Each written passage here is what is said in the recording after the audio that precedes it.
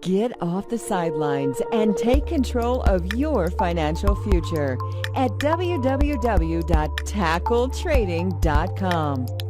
Get in the game.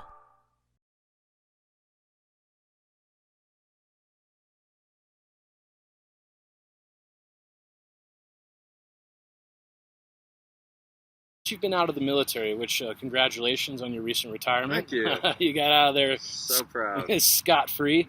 What have you been occupying your time with? What's your goals? Where do you want to see yourself? So for myself right now, it's being able to be a member of the tackle trading community, learning from people like yourself and from Matt Justice, and associating with Bo Moody, and having the opportunity to start living a type of life that I never thought possible, and certainly don't have anyone on the conventional side telling me is possible.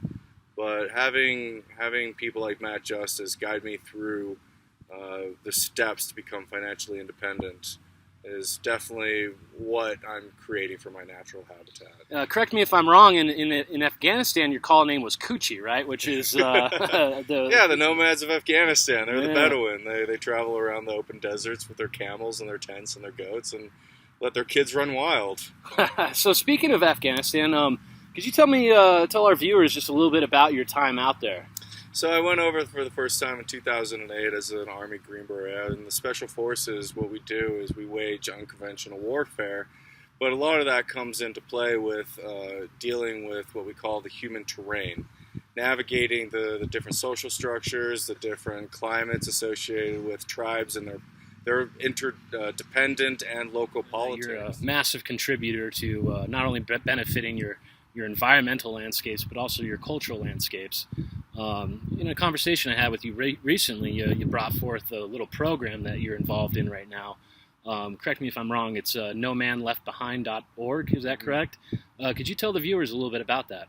So nomanleft.org is an organization that we are working with that are helping bring back the interpreters from Afghanistan and Iraq who fought side by side American troops in combat, helping navigate not only just the lingual interpretive process, but the cultural interpretation as well. These men have been doing this for years. Two of my interpreters, one is Sadiq, the other was Tommy, both started working with American forces at the age of 14.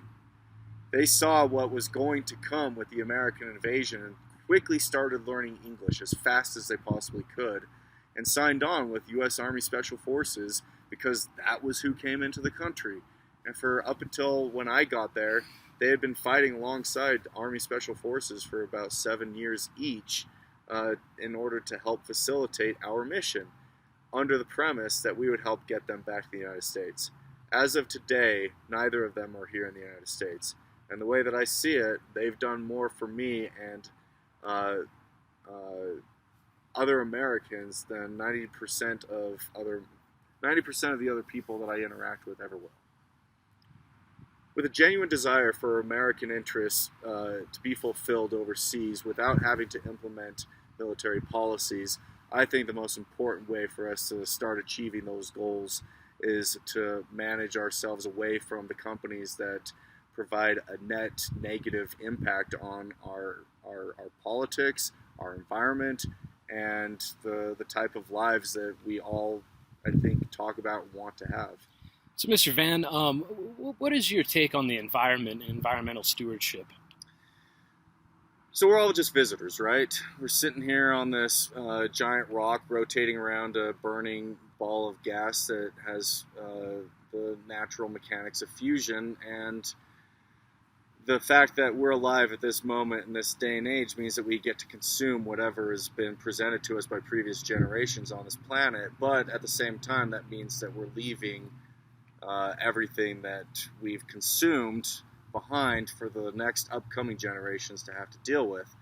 And I think that as modern life has created multiple generations of nothing but just broad-end consumption on energy, on multiple formats, the science has caught up on as well as to our ability to start producing renewable forms of energy one, for our own present consumption, but then also to set the standard for the generations that come up behind. Economically, clean tech, or solar, wind, all these things that form that industry is a rather untouched industry. Do you see it as an industry, maybe another way we could preserve the next American century without having to play, Big Brother? Absolutely. The United States is very blessed. We have our political borders are Mexico, Canada, and the Atlantic and the Pacific Ocean. If you were Turkey right now, you would die for those political borders. If you were Russia right now, or Saudi Arabia, or Egypt, there's dozens and dozens of countries that would absolutely love to have our political borders. On top of that, we have the world's largest Navy, we have the world's largest Air Force, and we have by far the most effective fighting units in the Marine Corps and the Army that the history of the world has ever known. Do we continue to interact with the world the way that we have over the past 15 years and hope for the best? Or do we, on individual levels, start to assess what our contributing role has been to the status of where we're at? And again, I think that it doesn't take much imagination for a member or for a citizen of the United States to look at the weapon sales that we offer to countries like Saudi Arabia, to Qatar, to Iraq, to Turkey, to Egypt, all in the name of peace without any history of peace. And if we took a very serious self-evaluation and took up and looked at all the variables, I think, around the world as to what has helped complicate the geopolitics and created instability in a way that no one has seen since World War II, it doesn't hurt to start viewing what will happen if things get worse in the next 15, 25 years, and we're still dependent on oil. Should people in the Western world be concerned about Islamic extremism? I don't think people in the Western world should be as concerned about Islamic extremism as they should be concerned about what the Federal Reserve is doing. I think that there's plenty of things in this world that should always give us a reason for concern and a moment of pause to evaluate what our values are and what what kind of world we want to raise our children in.